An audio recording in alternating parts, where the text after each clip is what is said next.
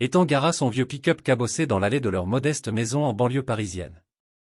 Un sourire rare illuminait son visage taché d'huile, ce mécanicien diesel chevronné ayant négocié une sortie anticipée de l'atelier Camion d'Or, bien décidé à surprendre sa femme Olivia pour la Saint-Valentin.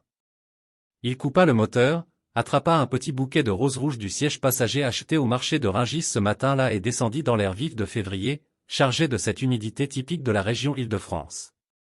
En s'approchant de la porte, un bruit inhabituel l'arrêta net, un rire profond, masculin, entremêlé à la voix mélodieuse d'Olivia.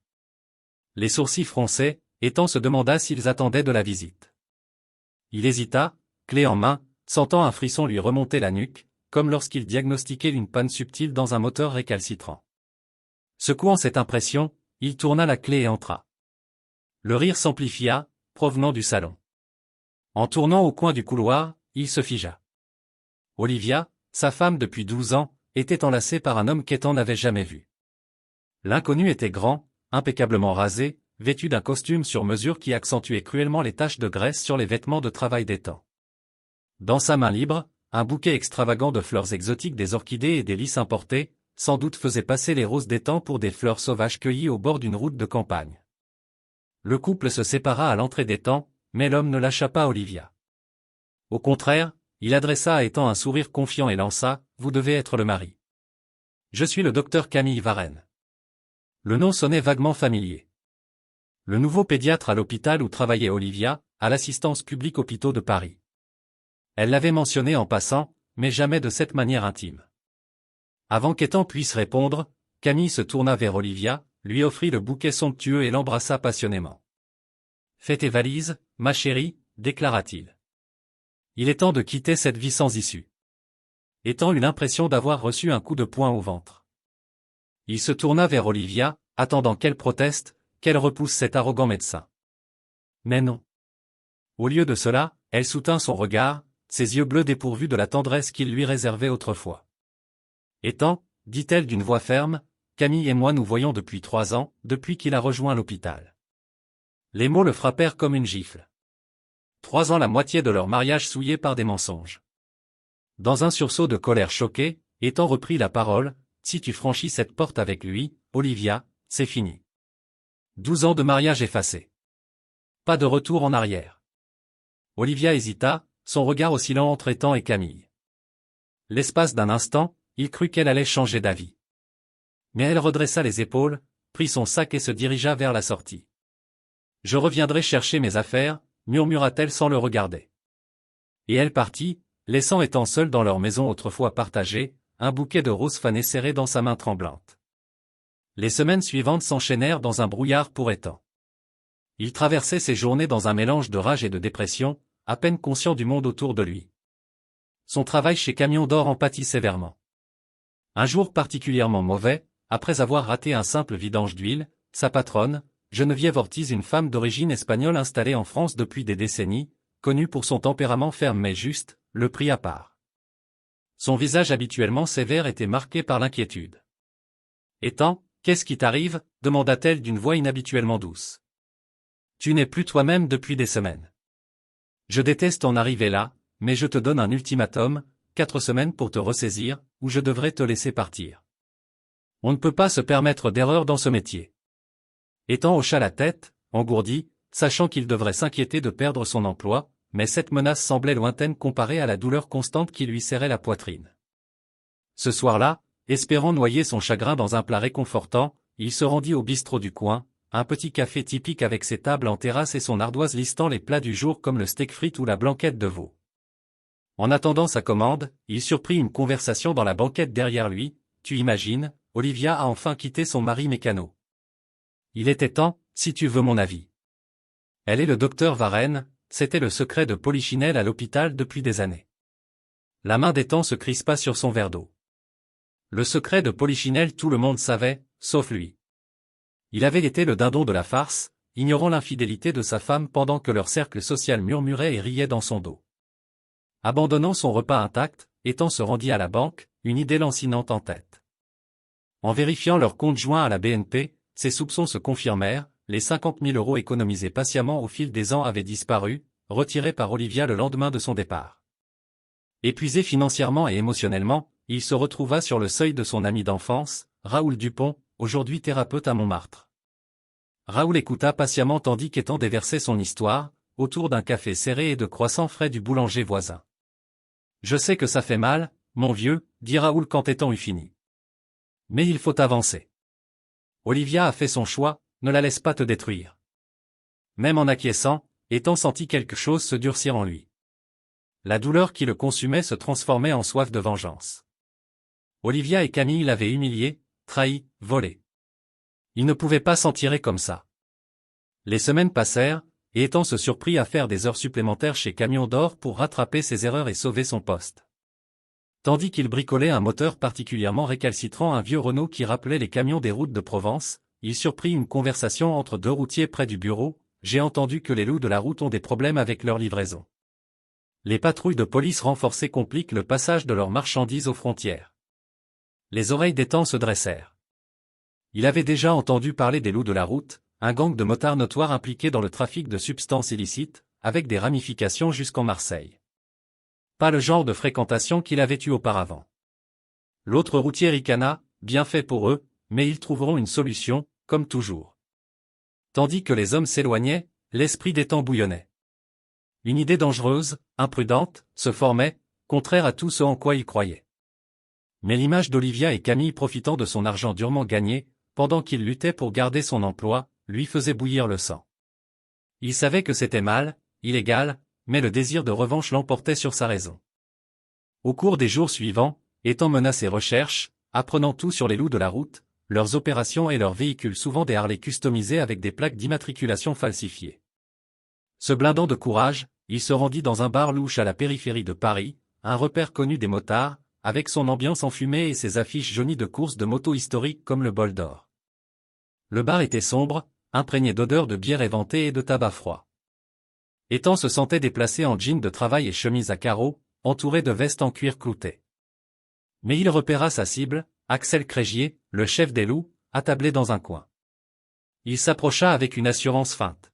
« Axel Crégier, » dit Étang d'une voix plus ferme qu'il ne l'était. « J'ai une proposition pour vous. » Axel, une montagne d'hommes à la barbe touffue et aux bras tatoués de motifs celtiques évoquant les légendes bretonnes, leva les yeux avec amusement. « Et t'es qui, toi, le petit ?» Étang déglutit mais poursuivit, « Je suis mécano, un bon. J'ai entendu que vous aviez des soucis avec vos transports. Je peux aider. Modifiez vos motos pour les rendre plus rapides, plus discrètes, ajoutez des compartiments cachés que aucun flic ne trouvera. » Axel plissa les yeux.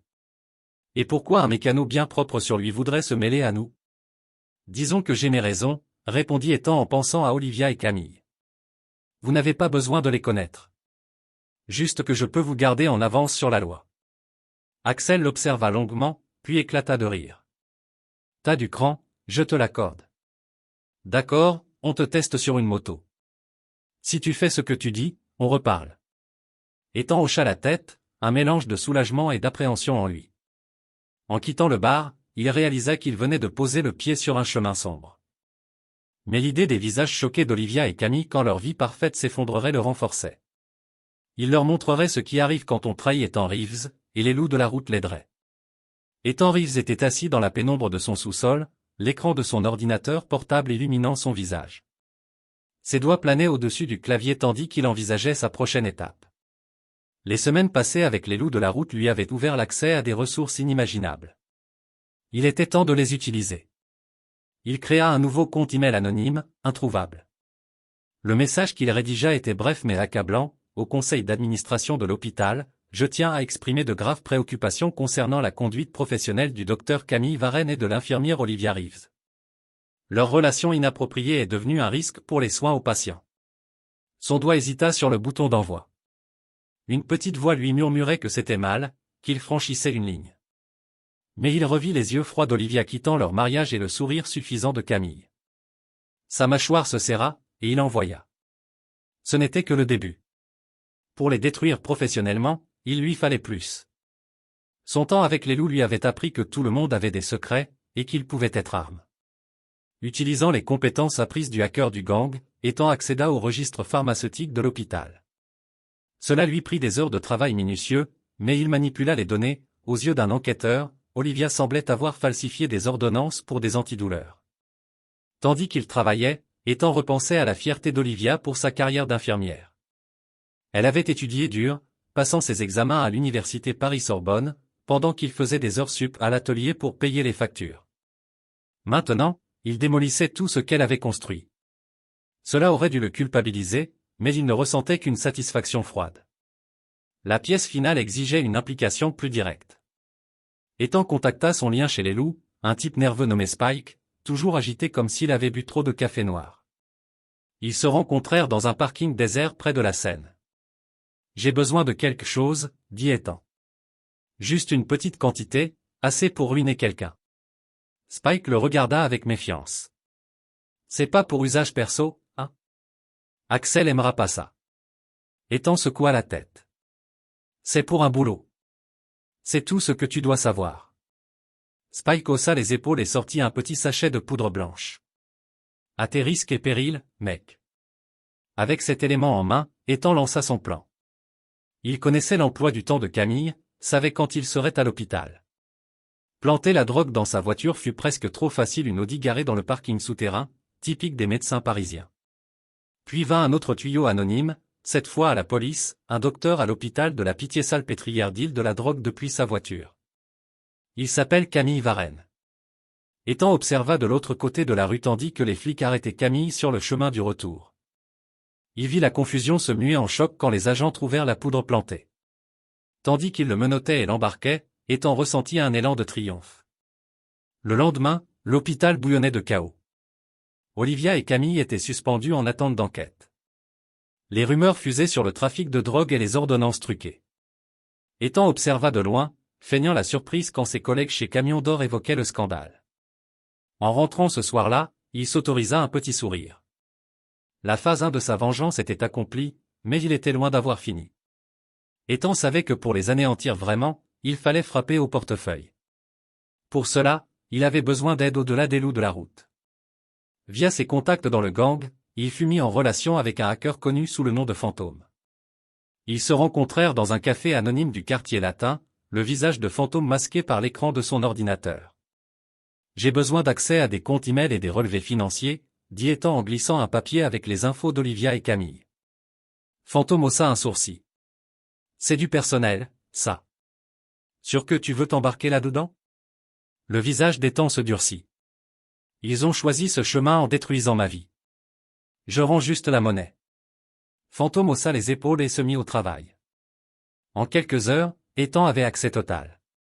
Ce qu'il découvrit lui fit bouillir le sang, ils planifiaient leur nouvelle vie depuis des mois, discutant investissements et projets avec son argent, des placements en bourse via des apps comme Boursorama, des rêves de maison en Bretagne. Avec l'aide de Fantôme, Ethan démantela leurs finances. Il vida leurs comptes personnels et portefeuilles d'investissement, faisant passer les transactions pour un schéma complexe de blanchiment d'argent.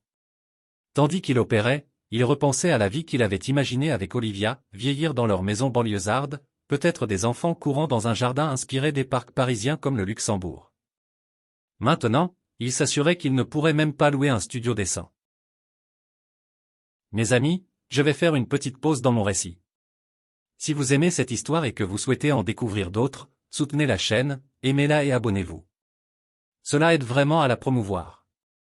Et n'hésitez pas à indiquer dans les commentaires d'où vous écoutez cette histoire, je suis très curieux de connaître la géographie de notre audience. Continuons. Ensuite vinrent leurs scores de crédit. Fantôme lui montra comment les manipuler, les faisant plonger au point qu'ils ne pourraient pas emprunter pour un café au distributeur, encore moins une maison ou une voiture.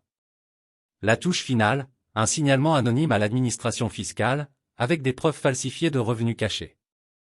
Ethan savait, par ses propres ennuis fiscaux, passer ses déclarations compliquées sur impôts.gouv.fr, combien les impôts pouvaient être impitoyables. Il en eut presque pitié. Presque. Au fil des jours, Ethan observa de loin l'effondrement d'Olivia et Camille. Il les vit se disputer devant l'hôpital, le stress gravé sur leurs visages tandis qu'ils étaient refoulés par les banques et les agences immobilières. Un soir, en quittant Camion d'Or, il surprit deux infirmières gossipant près de leur voiture. T'as entendu pour Olivia et ce docteur avec qui elle est partie? Apparemment, ils sont enquêtés pour blanchiment. Tous leurs comptes gelés. Bien fait, karma. Ethan s'autorisa un sourire narquois en montant dans son pick-up. Karma, en effet. Ethan était plongé jusqu'au coude dans le moteur d'un semi-remorque quand il entendit le tumulte. Des voix colériques résonnaient dans le garage, s'approchant. Il les reconnut immédiatement, un mélange d'anticipation et d'effroi lui nouant l'estomac. Où est-il? Tonna la voix de Camille. Où est ce salaud d'Ethan? Ethan s'extirpa lentement du moteur, s'essuyant les mains sur un chiffon tandis qu'il se tournait vers la tempête. Olivia et Camille se tenaient devant lui, leurs apparences autrefois soignées maintenant échevelées et désespérées. Les yeux d'Olivia, froids lors de son départ, brûlaient maintenant d'un mélange de rage et de supplication. Ethan, qu'as-tu fait? Il garda un visage neutre. Je ne sais pas de quoi tu parles, Olivia. Je fais mon boulot ici. Camille bondit en avant, le visage rouge de fureur. Ne joue pas l'idiot, sale mécano. Nos vies sont en ruine, et je sais que c'est toi derrière tout ça. Ethan haussa un sourcil, sa voix calme malgré les battements de son cœur. On dirait que vous avez eu du fil à retordre, mais je ne vois pas en quoi c'est mon problème. Vous avez fait vos choix. La voix d'Olivia se brisa. Ethan, on est enquêté par les impôts. Le conseil de l'hôpital parle de révoquer nos licences. On ne peut même pas avoir une carte de crédit. Ça va bien au-delà de notre erreur. Ethan sentit une étincelle de satisfaction à l'entente du mot « erreur », mais il la réprima. Ça a l'air terrible, dit-il avec une sympathie feinte. Mais encore une fois, je ne vois pas le rapport avec moi. Je suis juste un mécano, souviens-toi. La maîtrise de Camille céda. Avec un rugissement, il se jeta sur Ethan, l'attrapant par le col de sa combinaison. Espèce de fils de... Mais une nouvelle voix coupa la tension, Y a un problème ici? Ethan regarda par-dessus l'épaule de Camille et vit Axel et deux autres loups de la route à l'entrée du garage. Ils devaient être venus pour leur vérification hebdomadaire des véhicules. Camille, inconscient du danger, cracha au nouveau venu, ça vous concerne pas. C'est entre moi et ce menteur. Axel s'avança, sa masse imposante éclipsant Camille. Je crois que si, ça nous concerne. Ethan est sous notre protection. Alors, enlève tes mains de lui. Tout de suite. Le sang quitta le visage de Camille quand il comprit. Il lâcha Ethan et recula, tirant Olivia derrière lui. La confrontation fut interrompue par le hurlement de sirène de police. Les yeux d'Ethan s'écarquillèrent de surprise réelle, il n'avait pas prévu ça. La voix de Geneviève retentit du bureau, j'ai déclenché l'alarme silencieuse quand j'ai vu l'altercation. Les flics arrivent. La panique traversa le visage de Camille. Ethan le vit discrètement plonger la main dans sa poche, sans doute pour se débarrasser de preuves restantes de son arrestation. Mais il n'était pas assez rapide. Deux policiers irrompirent dans le garage, mains sur leurs armes. Qu'est-ce qui se passe ici? L'un reconnut Camille. Docteur Varenne, on vous a arrêté la semaine dernière, non? Avant que Camille puisse répondre, l'agent nota son mouvement suspect. Monsieur, sortez lentement la main de votre poche. Camille obéit, blême. L'agent fouilla et en sortit un petit sachet avec des traces de poudre blanche. Eh bien, dit l'agent d'un ton dur. On dirait un récidiviste. Tandis que les agents menottaient Camille et lui lisaient ses droits, Ethan croisa le regard d'Olivia. Son expression était celle d'une réalisation horrifiée, elle comprenait enfin l'étendue de ce qu'il avait fait. Ethan maintint sa façade innocente, mais intérieurement, il ressentit un triomphe sombre. Les loups s'éclipsèrent tandis que la police prenait les dépositions, laissant Ethan raconter une histoire d'agression injustifiée par son ex-femme et son amant instable. Geneviève corrobora, et bientôt le garage retrouva son calme. En reprenant son travail sur le moteur, Ethan réalisa que sa vengeance était complète. Les vies professionnelles d'Olivia et Camille étaient en lambeaux, leurs finances ruinées, et Camille affrontait maintenant de graves accusations criminelles. Mais tandis que l'adrénaline retombait, une vide inattendue l'envahit. Il reprit sa clé et se replongea dans son labeur, ne pouvant chasser le sentiment que cette victoire pourrait être plus périlleuse qu'il ne l'avait anticipé. Ethan Reeves sortit de son immeuble, l'air frais du matin offrant un répit bienvenu à l'étouffement de son appartement. Il se tairait depuis la confrontation chez Camion d'Or, prenant des congés pour éviter les soupçons. En marchant vers son pick-up, il ne pouvait ignorer cette sensation que quelque chose clochait. La rue était trop calme pour un matin de semaine à la périphérie de Paris. Ses yeux balayaient les alentours, sa paranoïa nouvelle rendant chaque ombre menaçante. Il atteignait la portière quand il l'entendit, le grondement bas de motos approchant vite. Le cœur d'Ethan s'emballa, ce n'était pas le ronron familier des motos des loups. Ses moteurs étaient différents, plus agressifs. Il se tourna juste à temps pour voir un groupe de motards débouler du coin de rue, leur veste arborant un vipère enroulé enflammait les vipères d'acier. Ethan en avait entendu parler via les loups, des rivaux constants, se disputant territoire et routes de trafic, des Alpes jusqu'à la Côte d'Azur. Mais que faisait-il ici? Il n'eut pas le temps de réfléchir. Le leader leva le bras, et Ethan vit l'éclat du métal au soleil. Son corps réagit instinctivement, il plongea derrière son pick-up alors que les premiers coups de feu retentissaient. Le bruit des tirs emplit l'air, accompagné d'éclats de verre et de balles ricochant sur le métal. Son véhicule trembla sous les impacts. Recroquevillé, main sur la tête, il pria pour que ça s'arrête. L'attaque cessa aussi vite qu'elle avait commencé. Le rugissement des motos s'éloigna, laissant un silence assourdissant ponctué d'alarmes de voitures et de cris lointains. Ethan releva prudemment la tête, son pick-up était criblé de trous, les vitres brisées. De l'autre côté de la rue, ses voisins jetaient des regards effrayés derrière leurs rideaux. D'une main tremblante, il sortit son téléphone et composa le 17. Tandis qu'il attendait l'opérateur, la réalité le frappa, les vipères d'acier l'avaient ciblé. Il devait le croire un acteur clé des loups. Sa vengeance contre Olivia et Camille avait Spiral hors de contrôle. Il n'était plus un simple joueur dans le monde criminel, il était au milieu d'une guerre de gangs, et venait de devenir une cible prioritaire. Tandis que les sirènes hurlaient au loin, l'esprit d'Ethan tournait à plein régime. Il ne pouvait pas tout avouer à la police, cela signifierait admettre son lien avec les loups. Mais il ne pouvait pas non plus attendre la prochaine attaque. Il lui fallait un plan pour s'extirper de ce bourbier avant qu'il ne le tue. En donnant sa déclaration aux agents, omettant soigneusement toute mention des loups, une idée germa. S'il était piégé dans une guerre de gangs, peut-être pouvait-il l'utiliser à son avantage, monter les deux côtés l'un contre l'autre et en sortir indemne. C'était risqué, suicidaire même.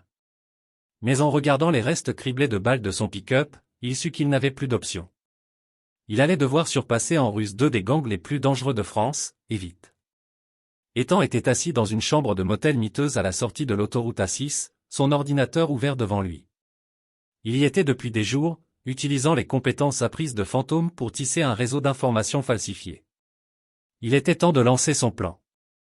D'abord, il fabriqua des preuves suggérant que les loups de la route prévoyaient de détourner la prochaine grosse livraison des vipères d'acier. Il planta ces infos là où les vipères les trouveraient, messages cryptés sur des forums du dark web, murmures dans les bombards de Lyon, ville connue pour ses réseaux souterrains. Puis, il fit de même pour les loups, créant un miroir du complot mais avec les vipères comme agresseurs. Il varia les méthodes, les styles de communication, il fallait que ça ressemble à deux plans distincts, pas à un marionnettiste unique. Tandis qu'il travaillait, Ethan s'émerveilla de son évolution, d'un simple mécanicien à un homme orchestrant un affrontement entre deux gangs notoires. Il se demanda ce qu'Olivia en penserait si elle le voyait maintenant impressionné, horrifié, ou verrait-elle toujours le même agresseur qu'elle avait abandonné. Avec la pape posée, Ethan passa à la phase suivante. Il créa un compte email anonyme et envoya un message aux deux gangs, une grosse livraison de produits passe par votre territoire la semaine prochaine. Détail joint. C'est votre chance d'éliminer vos rivaux une bonne fois. Il attacha des détails fabriqués sur une expédition fictive, assez vague pour être crédible, mais précis pour que les deux convergent au même endroit, un entrepôt abandonné près de la banlieue lyonnaise, ancien site industriel rappelant l'histoire ouvrière de la région. Son doigt plana sur l'envoi. Une fois fait, pas de retour. Il pensa à Olivia, à Camille, à comment tout avait commencé par un simple désir de revanche. Maintenant, il risquait un bain de sang. Mais il se rappela la fusillade, la terreur des balles sifflant. C'était eux ou lui. Il envoya. Avec les gangs prêts au conflit, Ethan se tourna vers les forces de l'ordre. Pas la police locale trop risquée. Mais il savait, via les loups, qu'une équipe de la brigade des stupéfiants opérait dans la zone, essayant de démanteler les deux gangs depuis des années. Via un autre compte anonyme, il contacta la brigade, il fournit des infos détaillées sur les opérations des deux gangs, glanées pendant son temps avec les loups et ses enquêtes. Et surtout, il donna l'heure et le lieu de la confrontation imminente. En envoyant le dernier email, Ethan sentit un poids s'alléger. Il avait fait tout ce qu'il pouvait. Maintenant, attendre et espérer que le plan marche. La nuit de la supposée livraison arriva. Ethan observa de loin tandis que des véhicules des deux gangs convergeaient sur l'entrepôt abandonné. Il sentait la tension dans l'air, la manière dont chaque côté se déplaçait avec une agressivité prudente. Juste au moment où les premiers tirs éclatèrent, une flotte de véhicules banalisés envahit les lieux. Des agents de la brigade surgirent, armes au poing. Le chaos qui suivit dépassa l'imagination d'Ethan. Les tirs fusèrent de tous côtés tandis que les membres des gangs tentaient de fuir ou de riposter. Il observa, cœur battant, des dizaines d'arrestations. Il reconnut Axel parmi les menottés, l'homme qu'il avait autrefois terrifié paraissait maintenant petit et vaincu. Tandis que la poussière retombait, Ethan s'autorisa un petit sourire. Son plan avait fonctionné, les loups de la route et les vipères d'acier étaient démantelés d'un coup. Ses liens avec le monde criminel étaient rompus. Mais en tournant les talons, il réalisa quelque chose qui effaça son sourire. Oui, il était libre de l'influence des gangs, mais aussi sans leur protection. Et il venait de se faire beaucoup d'ennemis dangereux. Les semaines après le coup de filet furent tendues pour Ethan. Il s'attendait à tout moment à ce que la police frappe à sa porte, révélant son rôle. Mais les jours devinrent semaines, les semaines mois, et il commença à se détendre. C'était un matin d'automne frais quand on frappa enfin. Le cœur d'Ethan bondit, mais en ouvrant, il trouva non pas des flics, mais 2 agents de la brigade. « Monsieur Reeves, dit l'un, on aimerait vous poser quelques questions sur les activités récentes des gangs dans la région. » Les paumes d'Ethan suèrent, mais il les invita à entrer. Pendant l'heure suivante, il répondit vaguement, s'en tenant à des demi-vérités et des mensonges construits. À sa surprise, les agents semblaient moins l'interroger que le remercier. « Monsieur Reeves, dit le chef en partant, nous voulons que vous sachiez que les informations que vous avez fournies ont été cruciales pour démanteler 2 des gangs les plus dangereux de l'État. » Ethan cligna des yeux, confus. « Pardon, quelles informations ?» L'agent sourit avec malice. « Allons, monsieur Reeves, nous savons que vous étiez le dénonciateur anonyme qui nous a menés à l'entrepôt cette nuit-là. Votre connaissance détaillée des opérations des 2 gangs était inestimable. » L'esprit d'Ethan tourbillonna, il le prenait pour un informateur citoyen intègre, pas un vengeur dépassé. « Nous aimerions vous offrir une commendation pour vos services, continua l'agent. « Privé, bien sûr. Nous comprenons la discrétion nécessaire. » Tandis que les agents partaient, Ethan resta sur le seuil, stupéfait. Il était passé d'un homme au bord du gouffre à un informateur célébré aux yeux de la loi. L'ironie était presque insoutenable. Les semaines passèrent, et la vie reprit son cours. Ethan reprit le travail chez Camion d'Or, sa nouvelle réputation de héros communautaire. L'histoire avait fuité malgré les promesses de discrétion lui valut une promotion de Geneviève. C'était un dimanche après-midi tranquille quand son passé frappa à nouveau. En ouvrant la porte, il trouva Olivia, pâle et amaigrie. « Ethan, murmura-t-elle, on peut parler ?» Il la laissa entrer, plus par choc que par envie d'entendre. Olivia s'assit sur le canapé, tordant ses mains. « J'ai fait une terrible erreur, Ethan. Camille est en prison, nos vies ruinées. Je vois maintenant à quel point j'ai été folle de jeter ce qu'on avait. » Ethan écouta en silence tandis qu'elle déversait son cœur, implorant le pardon, demandant une seconde chance. Une part de lui, celle qui se rappelait leurs années heureuses des promenades le long de la Seine, des dîners avec du vin de Bordeaux, voulait la prendre dans ses bras et pardonner. Mais en la regardant, il ne voyait qu'une femme qui l'avait abandonné, vidé leurs économies, le laissant avec une soif de vengeance qui avait failli le tuer. « Je suis désolé, Olivia, dit-il doucement mais fermement. Ce chapitre est clos. J'ai tourné la page. Tu devrais faire de même. » L'expression dévastée d'Olivia en partant le hantrait longtemps, mais en fermant la porte, il ressentit une paix qu'il n'avait pas connue depuis des mois. Avec sa nouvelle réputation et la modeste récompense de la brigade, Ethan obtint un prêt pour lancer son affaire. Il l'appela Reeves Custom Camion, un atelier spécialisé en modification de poids lourds, lui permettant d'utiliser ses talents à son compte. Le jour de l'inauguration, Ethan se tenait dehors, entouré d'amis et de bienveillants. Geneviève était là, rayonnante de fierté pour son ancien employé. Même Raoul était venu, soulagé de voir Ethan heureux et en forme. En coupant le ruban pour ouvrir officiellement Reeves Custom Camion, Ethan ressentit un optimisme inédit depuis des années. Il avait traversé le feu, commis des erreurs, failli tout perdre, mais il en était sorti plus fort, plus sage, prêt pour un nouveau départ. La route devant était incertaine, mais pour la première fois depuis longtemps, Ethan Reeves l'attendait avec impatience. Je tiens à remercier tout particulièrement tous ceux qui écoutent mes histoires jusqu'à la fin. C'est vraiment très important pour moi. Merci pour votre attention, pour votre temps et pour votre soutien. Je vous embrasse sincèrement.